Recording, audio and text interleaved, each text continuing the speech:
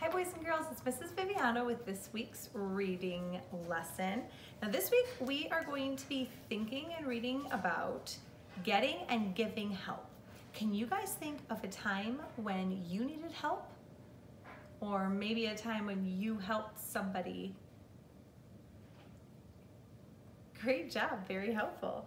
I want you to think about that when we read this week's story, which is The Little Engine That Could.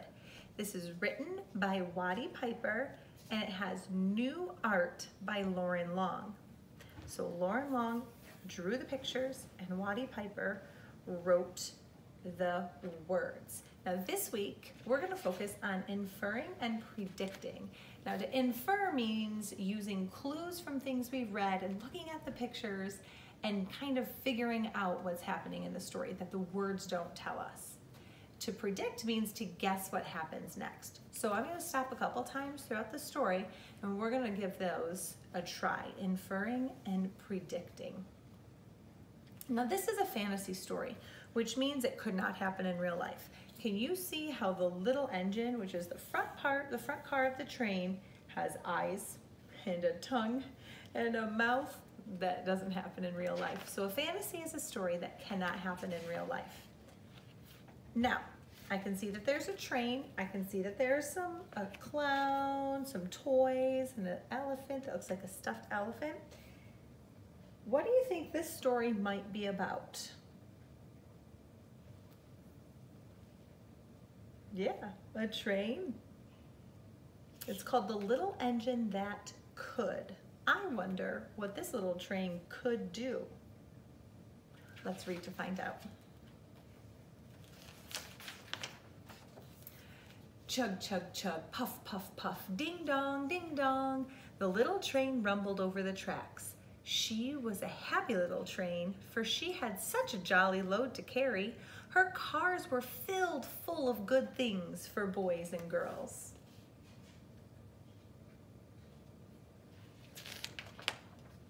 There were toy animal giraffes with long necks, teddy bears with almost no necks at all, and even a baby elephant. There were dolls with blue eyes and yellow curls, dolls with brown eyes and brown bobbed heads, and the funniest little clown you ever saw.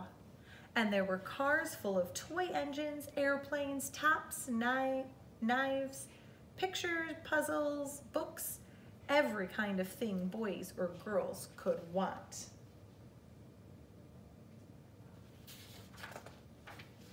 But that was not all. Some of the cars were filled with all sorts of good things for boys and girls to eat. Big golden oranges, red-cheeked apples, bottles of creamy milk for their breakfast, fresh spinach for their dinners, peppermint drops and lollipops for after-meal treats. The little train was carrying all these wonderful things to the good little boys and girls on the other side of the mountain.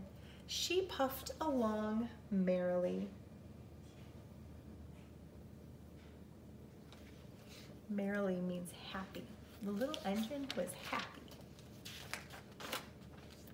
Then all of a sudden she stopped with a jerk. She simply could not go another inch. She tried and she tried, but her wheels would not turn. What were all those good little boys and girls on the other side of the mountain going to do without the wonderful toys to play with and the good food to eat? Almost as soon as the train stopped, the author was wondering, what were the good little boys and girls on the other side of the mountain going to do with all the wonderful things inside the train? This clue helps me know that the engine cannot move another inch. I wonder what will happen next. What do you guys think? You've heard this story before. Let's read to find out. Here comes a shiny new engine, said the funny little clown who jumped out of the train. Let's ask him to help us. So all the dolls and toys cried out together, please, shiny new engine, won't you please pull our train over the mountain? Our engine is broken down and the boys and girls on the other side of the mountain won't have any toys to play with or good foods to eat unless you help us.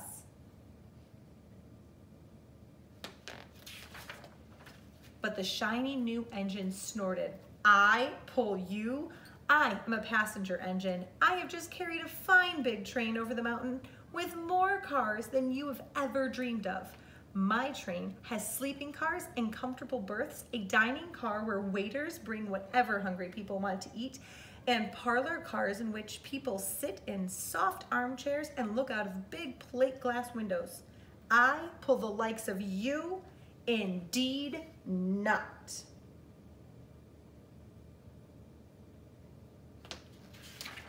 Not a very helpful train. And off he steamed to the roundhouse where engines live when they are not busy. How sad the little train and all the dolls and toys felt.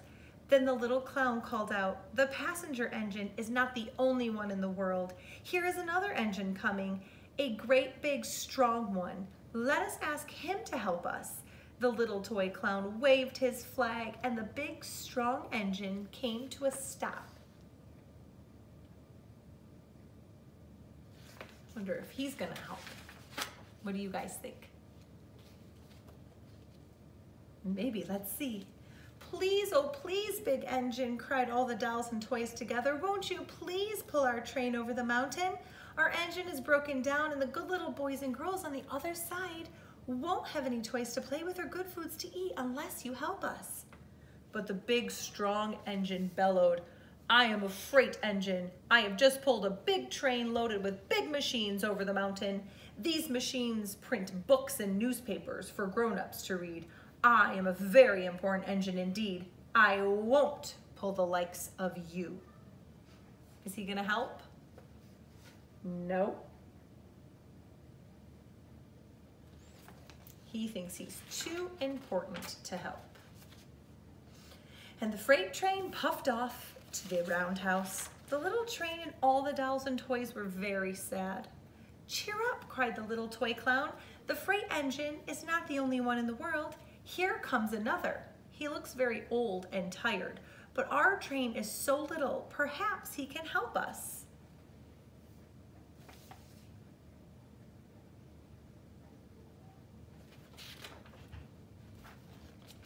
So the little toy clown waved his flag and the dingy, rusty old engine stopped. "Please, kind engine," cried all the dolls and toys together, "won't you please pull our train over the mountain? Our engine has broken down and the boys and girls on the other side won't have any toys to play with or good food to eat unless you help us." Now take a look at this train. This engine doesn't look like it will be able to help. Its wheels are bent. It looks all old and tired. I think it might be too old to help the train. What do you guys think? But the rusty old engine sighed.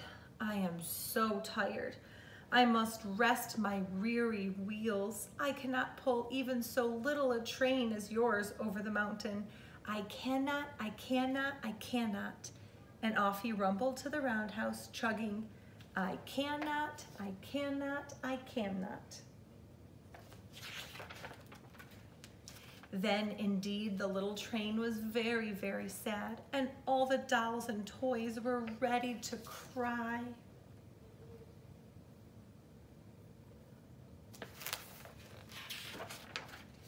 But the little clown called out, "Here's another engine coming, a little blue engine, a very little one. Maybe she will help us." The very little engine came chugging merrily along. When she saw the toy clown's flag, she stopped quickly.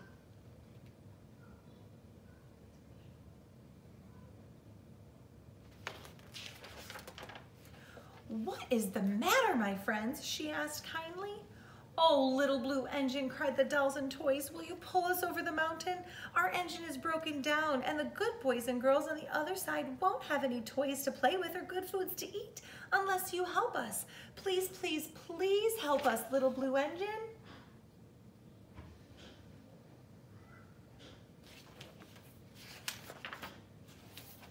"I'm not very big," said the little blue engine. "They use me for only switching trains in the yard. I have never been over the mountain." "But we must get over the mountain before the children awake," said all the dolls and toys. The very little engine looked up and saw the tears in the doll's eyes, and she thought of the good little boys and girls on the other side of the mountain who would not have any toys or good food unless she helped. Then she said, "I think I can, I think I can, I think I can," and she hitched herself to the little train.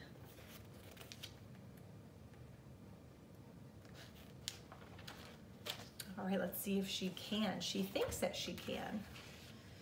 She tugged and pulled and pulled and tugged, and slowly, slowly, slowly, they started off. The toy clown jumped aboard, and all the dolls and the toy animals began to smile and cheer.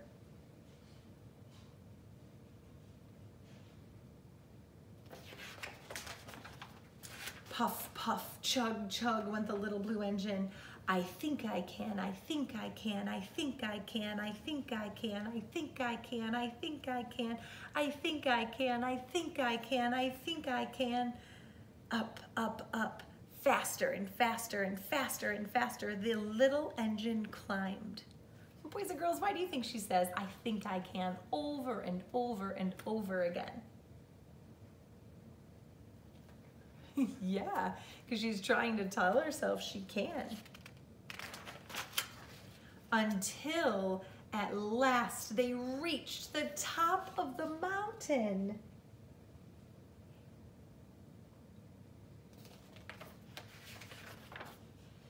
Down in the valley lay a city. "Hooray, hooray," cried the funny little clown and all the dolls and toys. "The good little boys and girls in the city will be happy because you helped us, kind little blue engine."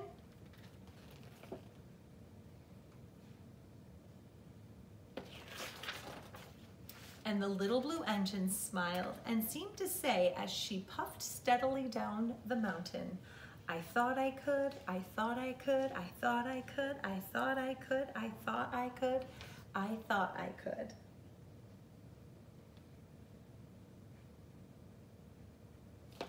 Now, when I think about the end of the story, I wonder what will happen when the good little boys and girls wake up and they see the dolls and toys and all the yummy foods. How do you think they'll feel? Maybe. Do you think that they'll be happy? Yeah? Well, that's the end of the story. There's the little blue engine. Thanks for predicting with me today.